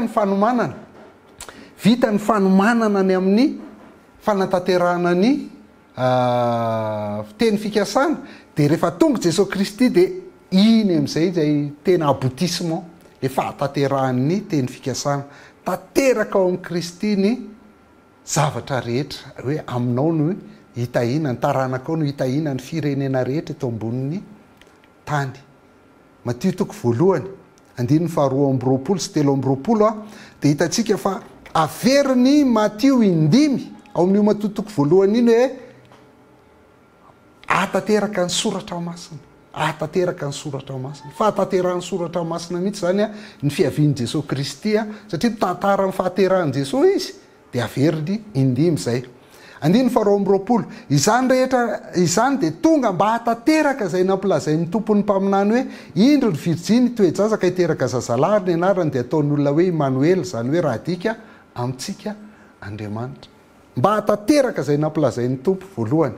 Andininy amin'ny toko faharoa indray, andininy fahadimy, dia orona taminy ao Baitlema ny Jodia fa izao voasoratra ny mpaminany. Tateraka koa zany io voasoratra ny mpaminany ao Mika toko voalohany hoe ary ianao ry Betlema tany Joda tsy dia kely indrindra amin'ireo tanàna Joda ianao tsy akory fa avy eo aminao ny avian'ny ray ho mpanapaka ka izy no mpiandrin'ny Israely oro. Tateraka ihany koa zay ny faharoa, fahatelo andiny faefatra ambin'ny folo amin'ny Matio toko faharoa. Dia nifoha izy ka nitondra ny zazakely sy ny reniny raha mbola alina ka nakany Ejipta ary nitoetra tao izy mandra-pahafatin'ny Herôda mba hatateraka izay nampilazain'ny tompony mpaminany hoe natsoka avy tany Ejipta ny zanako. Faefatra andiny fahafito ambin'ny folo amin'ny Matio toko faharoa, dia tateraka ny nampilazaina ny Jeremia mpaminany hoe misy feo reto ao Rama dia fitradradradrana sy fitomanina fatratra ny hitomaniny zanany Raely ary tsy azo nampinoana izy satria lany ritra ireny. Ary farany amin'ny toko faharoa andiny fahatelo amby roapolo, nohony tonga tany izy ireo dia nonona tao amin'ny tanàna natao hoe Nazareta mba hatateraka izay nampilazaina amin'ny mpaminany hoe atao hoe Nazareanina izy. Ka Matio zany dia maneho mihitsy hoe tateraka ao amin'i Jesosy Kristy ny soratra masina rehetra tany amin'ny testameta taloha. Ary Matio koa dia mametraka ny zo mahampanjaka ny Jiosy an'i Jesosy hoe tena manana zo mpanjaka izy satria taranaky Davida, zay ny dikan'le tetiarana satria taranaky Davida. Hitantsika eo amin'ny toko fahafito amby roapolo koa zay andininy faha-raika ambin'ny folo hoe ary Jesosy nitsangana teo anatrehan'ny gouvernoura dia nanontany azy ny gouvernoura hoe ianao va ny mpanjaka ny Jiosy?